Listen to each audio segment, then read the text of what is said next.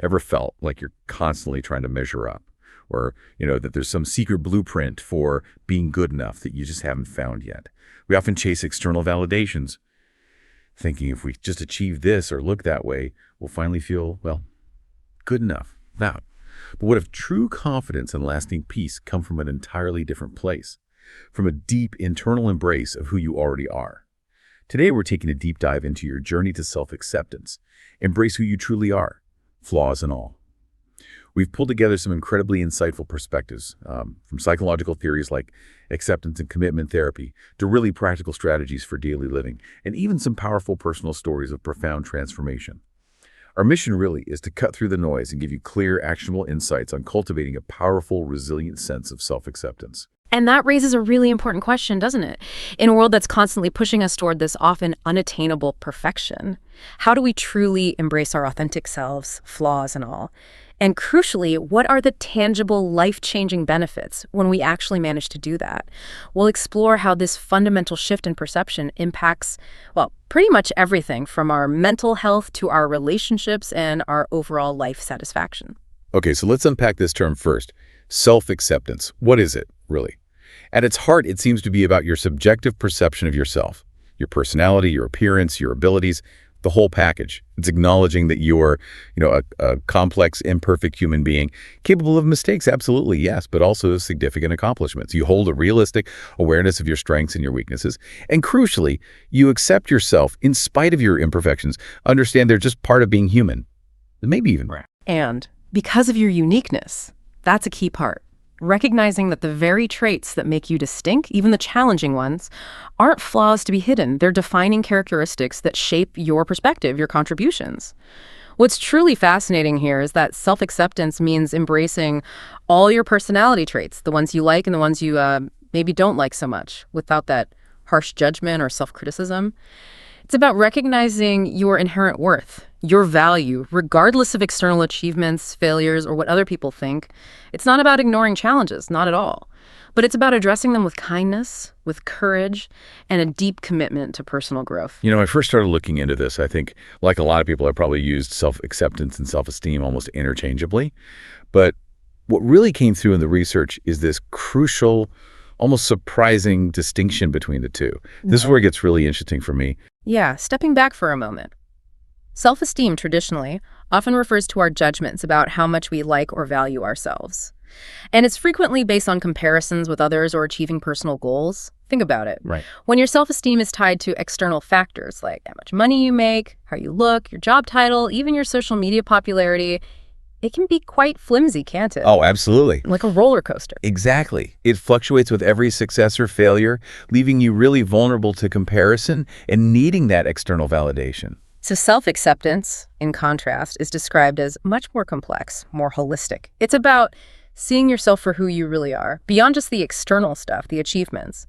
It doesn't depend on what happens in your life, which makes it feel much more long-lasting and resilient. It lets you know and accept all parts of yourself, which I guess helps you stop judging yourself so harshly. Precisely. It helps you start being so hypercritical. Self-acceptance is that stable foundation. And on that foundation, a more accurate and sustainable self-esteem can actually be built. It allows for self-compassion, especially when things go wrong. And it frees you from that exhausting, constant need to compare yourself to others. You don't need to feel better than others to feel good about yourself. And that independence from external factors, well, it brings a profound sense of joy and contentment, really.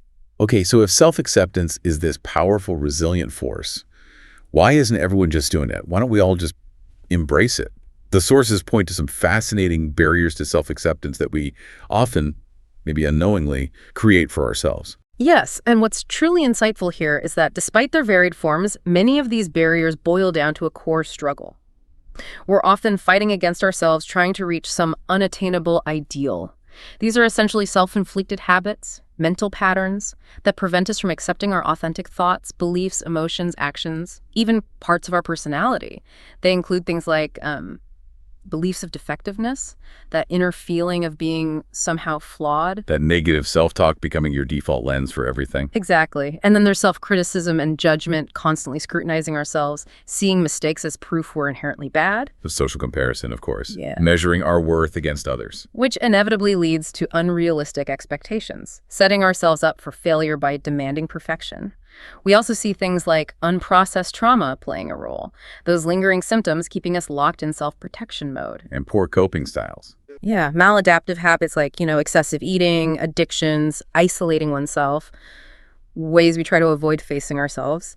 There's also the fear of vulnerability, being reluctant to be truly open, even with ourselves, let alone others, fearing judgment. Right. Seeking self-acceptance for external reasons, like needing others' approval, rather than recognizing our intrinsic worth. That's extrinsic motivation. Even things like being disconnected from our inner child, those foundational needs and desires, or just struggling with poor emotional regulation, finding it hard to accept and process our feelings. Wow, it sounds like we get caught in this repetitive loop of self-depreciation, just constantly chipping away at our own sense of worth. It does feel like that sometimes, and this raises an important question. How illogical is that self-depreciation, really? One source used a wonderful analogy I really liked. Imagine a basket of fruit. You look inside, you find beautiful apples, juicy pears, but maybe also a few bruised oranges and some mushy grapes. Okay. Would you label the entire basket as totally bad and worthless just because of a few imperfect pieces? No, of course not. You just pick out the good ones, maybe discard the bad. Exactly. Our traits, our strengths, our weaknesses, they're like those fruits. Rating yourself overall as poor based on a few negative results or what others think, it simply doesn't make sense. You are not your behavior. You are capable of so much, and you are inherently worthy of acceptance, just as you are. That's such a brilliant analogy. It really makes you pause, doesn't it? Yeah. Because how many of us have essentially labeled our entire fruit basket as spoiled just because of a few bruised apples, or maybe that one time we completely flubbed a presentation?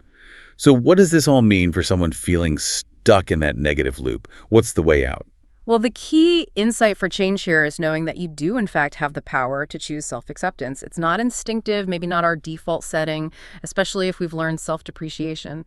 But the choice is always there to actively engage in kinder, more constructive self-talk and actions. Okay, so let's talk practical steps then. How do we start to actually dismantle these barriers and build this powerful self-acceptance? Where do we begin? First off, it's absolutely about transforming our inner dialogue, that internal chatter. One incredibly effective way is to reframe negative thoughts. First, you have to notice them when they pop up. Then pause, question them. Ask yourself, what evidence actually supports or contradicts this thought? So instead of automatically thinking, I always fail, maybe reframe it to something like, okay, I've faced setbacks, sure, but I've also succeeded before, and I can learn valuable lessons from this current challenge. So actively challenging that automatic negative thought. Yes. You can even practice this by physically writing down your common negative beliefs and then consciously rewriting them with more positive, compassionate self-talk. Something like, I am a good person, but I'm only human, so yeah, I sometimes make mistakes. That makes so much sense. It's like interrupting that default negative channel in your brain. Well, And connected to that, I saw a lot in our sources about the power of practicing gratitude. It feels simple, maybe almost too simple. Is it really that impactful? Oh, absolutely. Daily gratitude isn't just a feel-good exercise. It actively helps retrain your brain to focus on the positive aspects of your life and yourself.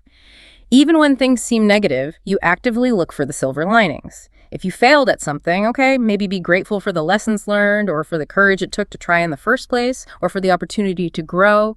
You can even find things to be grateful for within your perceived flaws. Maybe that persistent nature that sometimes comes across as stubbornness, or a thoughtful sensitivity that can occasionally feel like shyness. Finding the upside in the perceived downside. Exactly. This practice cultivates a profoundly more optimistic and accepting outlook over time. And then there's this idea I saw mentioned, going with the flow of life. Now, when I hear that, my mind sometimes jumps to just being passive or giving up. How does this concept, in the context of self-acceptance, differ from just resignation?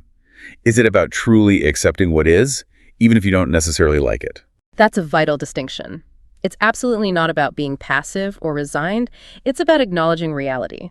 Like the weather, life has its ups and downs, its sunny days and its storms. Judging yourself harshly for experiencing struggles or constantly trying to avoid challenges, it only adds layers of difficulty and suffering. Accepting that struggles are a natural, inevitable part of being human allows you to navigate them with far more ease and actually develop true resilience. This includes recognizing that feelings come and go.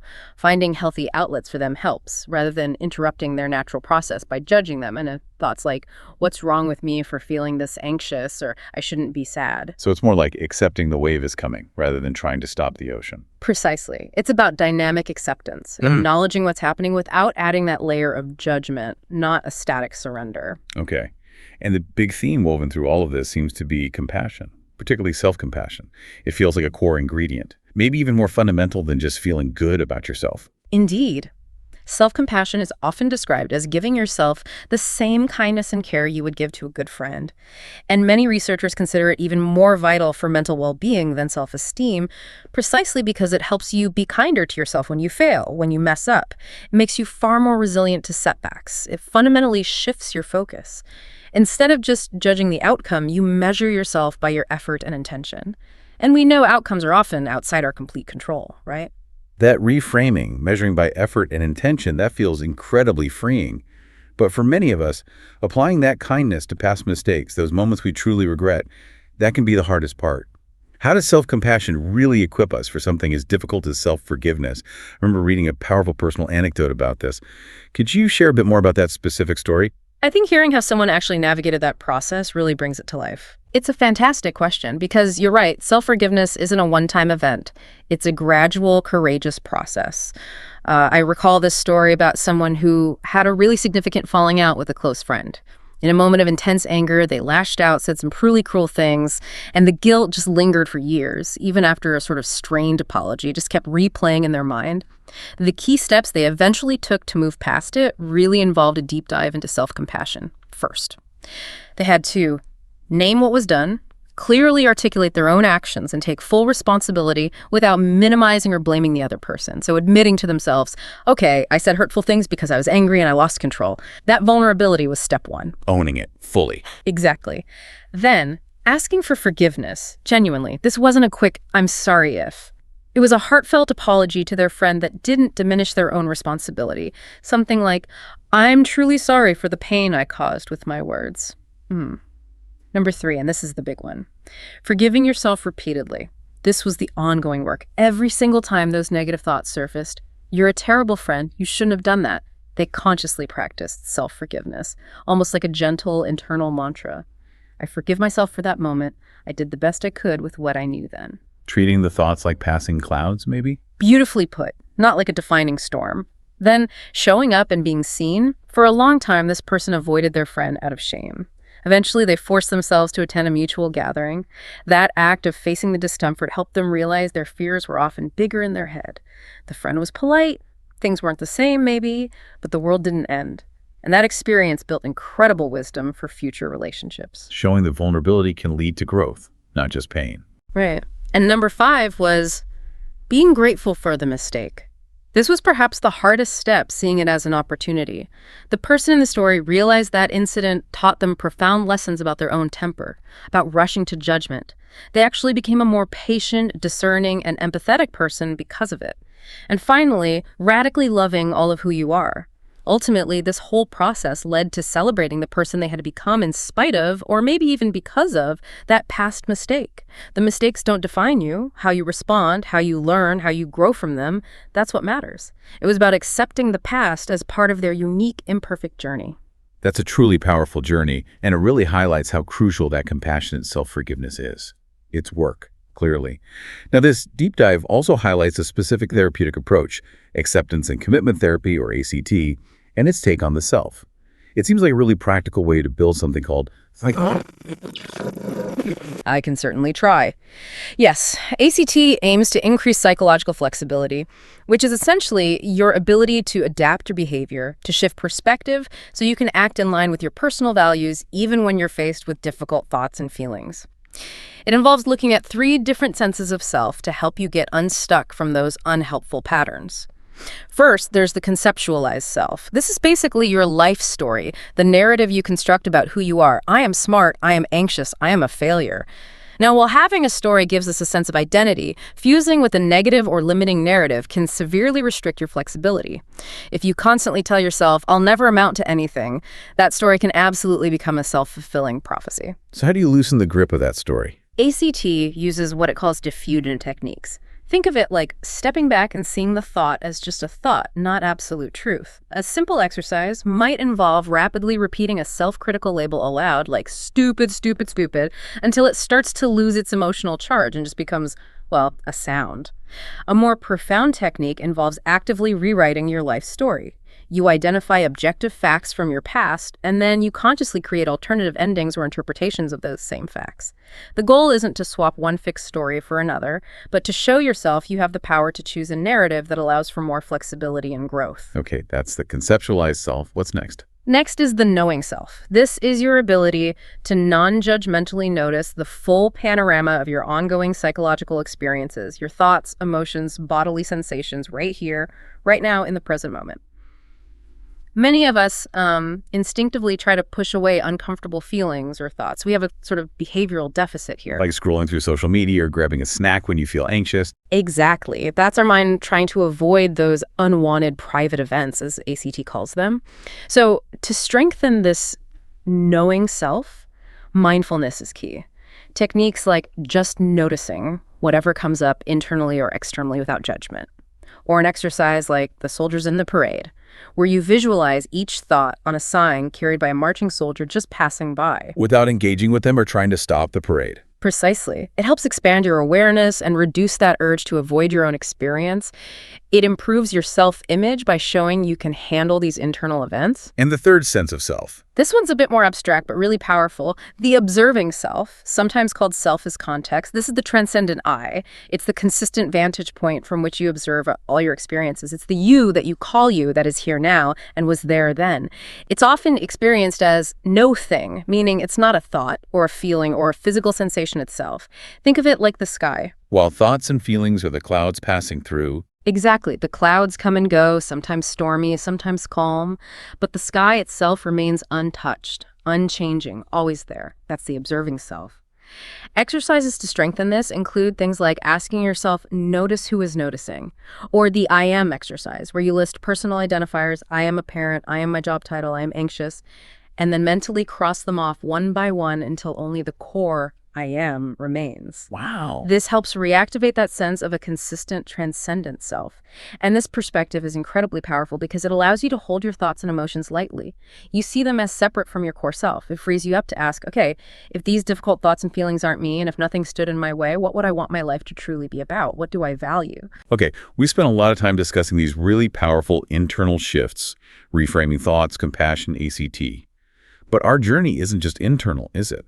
Our environment, the people we surround ourselves with, even how we present ourselves to the world, surely these play a critical role in either reinforcing or challenging that inner acceptance. Let's talk about those external reinforcements. Absolutely critical. A huge piece is consciously choosing your support system. Surround yourself with people who genuinely uplift and encourage you, who see your worth. And if possible, try to reduce time spent with those who are consistently negative, critical, or just draining. This directly helps reinforce your self-worth and validates the journey you're on. Makes sense. And beyond the people in our lives, our sources also touched on how self-acceptance impacts our professional image, and even something as deeply personal as our body image. These seem like areas where those external pressures can really collide hard with our internal sense of self. They really are. For professional image, self-acceptance isn't about conforming to some rigid corporate mold. It's more about aligning your outward presentation, your attire, your body language like eye contact, a firm handshake, an open stance, and your communication style, clear, positive language, being collaborative, respectful with genuine professionalism and authenticity. So it's about confidently presenting your true self in a professional context. Exactly. It shows respect for yourself and your work.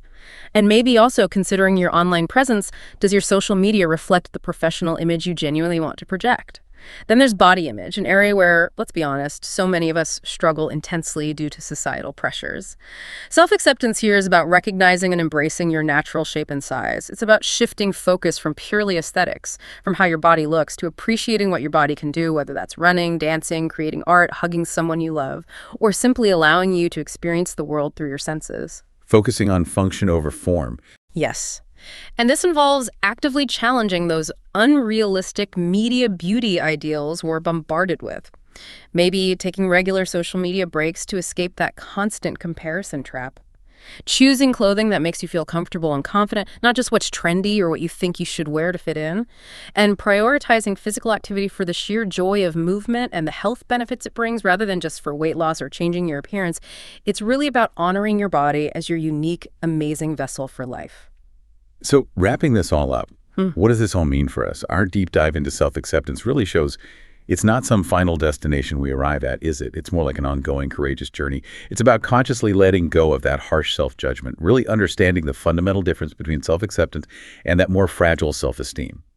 And actively practicing strategies like reframing negative thoughts, forgiving yourself repeatedly, as you said, and cultivating mindfulness, maybe using techniques like those from ACT.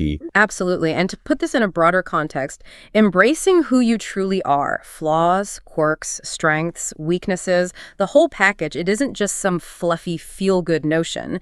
It is the stable foundation for greater emotional regulation, for increased confidence that doesn't waver with every external opinion, for healthier and more authentic relationships, and for profound resilience in the face of life's inevitable challenges.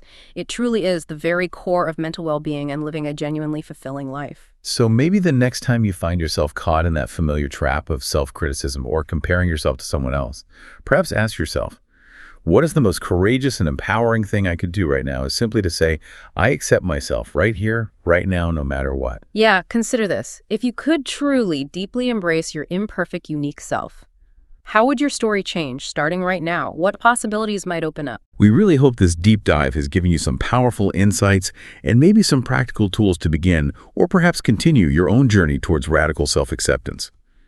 Until next time, keep exploring, keep learning, and most importantly, keep embracing yourself.